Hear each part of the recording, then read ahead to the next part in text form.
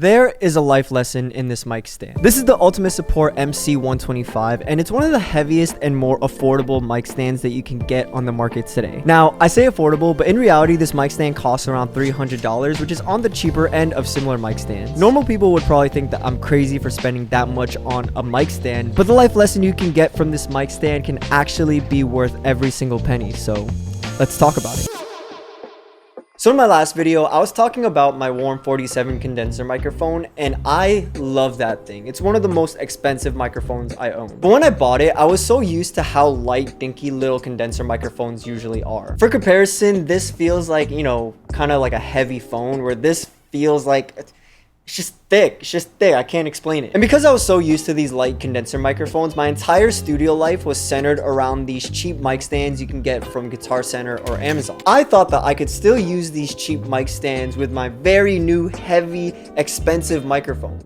And that's where all my problems started, because I kind of underestimated how heavy this microphone actually is and how unreliable these stands can really be. So this is the Warm 47 on the very dinky mic stand. In some capacity, it works perfectly fine. For example, when it's like this, when this leg specifically is out in front of the microphone, works perfectly fine.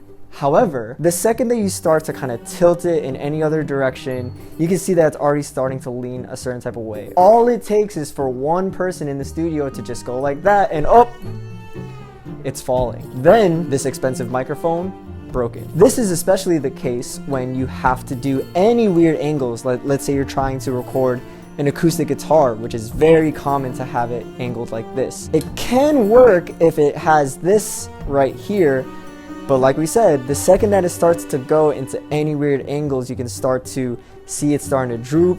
If you have to extend this out, which is even worse, like I can't even let go without it falling. Now, the way that I would combat this is by grabbing a very heavy backpack. This has a bunch of cables in it. Some people use sandbags, and just throw it right at the bottom of the mic stand. Now, I don't know about you, that looks very, very ugly. Like, just look at this scenario. Imagine going into a studio and you see that there's a nice, expensive microphone, but it's getting held by some cheap stand with a backpack just on the floor. It loses all sense of professionalism, and it just doesn't look nice. It doesn't feel nice. Now let's take a look at the Ultimate Support mic stand. So first and foremost, the base of the stand is super heavy and it's on wheels, which is so convenient. To show you how heavy this base is, I actually have to lift it with two hands, and I can lift it with one hand, but it's just super heavy. All of that is very important because I can just hit this microphone stand and move it around and all of that. It won't really fall unless you're actively trying to make it fall. Somebody who's just going to hit it a little bit,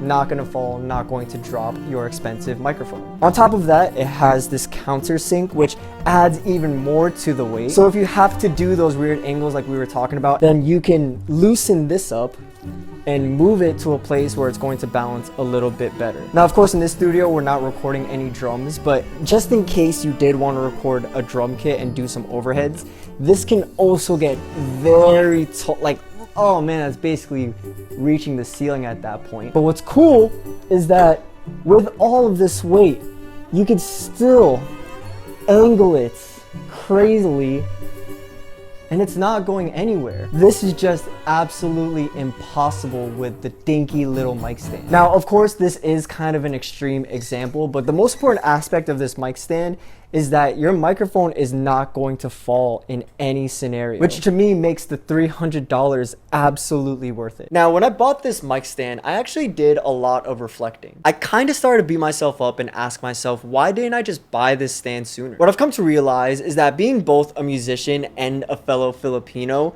I've always had a pretty frugal mindset. Being a musician most of my life, I've learned that a lot of musicians find value in doing things in a pretty cost-effective manner. And understandably, because there's not a lot of money in music to begin with, so every cent kind of counts. And being Filipino, a lot of us also tend to have this mentality that if we can do it as cheaply as possible and still get the same result, then why not just do that? And I feel like both of those mentalities combined kind of led me to putting my heavy mic investment in danger for the past 4 years. And the more that I go through my music career, the more that I'm starting to see the value of actually investing into it. This mic stand will hopefully last longer than all of my dinky little mic stands combined. And in reality, if this thing is part of me making money, then $300 can easily be made back in no time. Now, I say all this with a grain of salt because there are things that are a cheaper alternative that can actually outbeat the more expensive option. Like the Squire I just picked up. I've used this Squire on a ton of different records. It costs $100 less than my Fender. It's a Squire, so